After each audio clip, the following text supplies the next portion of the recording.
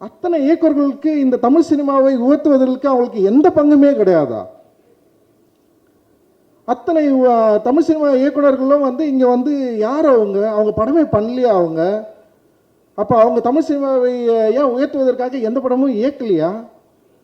அப்போ வந்து ஒரு படம் வெற்றி அடைஞ்சவொடனே வந்து தமிழ் சினிமா சீரழித்தவர்கள் 3 பேர்னா மொத்தமே 10 வருஷத்தில் நான் 7 படம் தான் எடுத்துருக்கிறேன். அந்த 7 படத்தில் தமிழ் சினிமா சீரழிஞ்சிச்சா? அப்போ மற்ற இயக்குநர்கள் என்ன பண்ணுறாங்க? இல்லை நீங்கள் தமிழ் ரசிகர்கள் என்ன பண்ணுறீங்க? இங்கிருந்து மற்றவங்க என்ன பண்ணுறீங்க? நீங்கள் ஓட வைக்கலாம்ல எல்லா படத்தையும். ரொம்ப ஆச்சரியமாக இருக்குது இந்த நரேட்டிவ் வந்து உடனே செட் பண்ணுறது. இன்னொன்று ரொம்ப மோசமான ஒரு வார்த்தையை பிரயோகம் பயன்படுத்துகிறாங்க, அமுக்கிட்டாங்க பிதிக்கிட்டாங்கன்னு சொல்லிட்டு.